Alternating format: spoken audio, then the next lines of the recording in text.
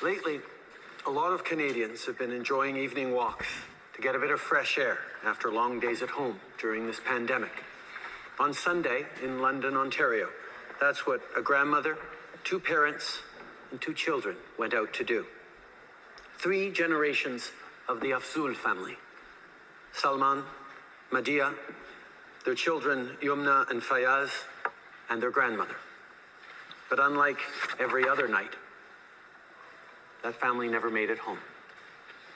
Their lives were taken in a brutal, cowardly, and brazen act of violence. This killing was no accident. This was a terrorist attack motivated by hatred in the heart of one of our communities.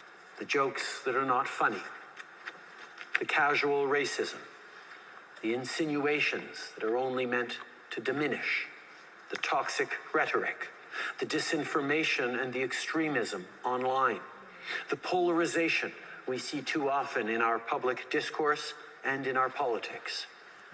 As leaders and as Canadians, we not only have to say enough is enough, we must take action. We cannot allow any form of hate to take root, because the consequences can be far too serious. We've seen it in Christchurch. We've seen it in other places around the world, and we've lived it here at home. Right now, Canadians are outraged by what happened on Sunday, and many Muslim Canadians are scared. Last night, I spoke with the Mayor of London, Ed Holder, and a representative of the local Muslim community, Nawaz Tahir, to share my condolences and discuss the urgency of what more we must do to keep our communities safe. Mr. Speaker, we stand with the people of London and with Muslim communities across the country. We're going to continue to fund initiatives like the Security Infrastructure Program to help protect communities at risk and their schools and places of worship. We'll continue to fight hate online and offline, which includes taking even more action to dismantle far-right hate groups, like we did with the Proud Boys, by adding them to Canada's terror listing. And we'll continue doing everything we can to keep communities safe. Mr. Speaker, if anyone thinks racism and hatred don't exist in this country, I ask to them this: how do we explain such violence to that child in hospital? How can we look families in the eye and say Islamophobia isn't real?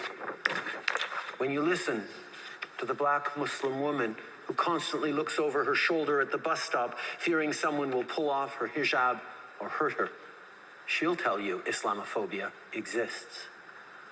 If you listen to the parents who beg their children not to wear traditional clothes for fear of them being harassed or attacked simply for what they're wearing, I'll tell you, racism exists. Muslim families have often felt uncertain or even fearful when they go out in the streets wearing traditional garb. The reality is, most Canadians haven't necessarily been aware of that fear that far too many racialized and Muslim Canadians carry with them anytime they go outside. If the attack in London has any follow-up or I don't even want to say positive, but any impact on non-Muslim Canadians, it should be this: to understand the anxiety and the fear that our fellow Canadians carry, that they shouldn't be. And it is on all of us to understand that experience and be there to support and to help. We can and we must act. As Canadians, we've been fighting a global pandemic for over a year now, and we did it by coming together, by working together.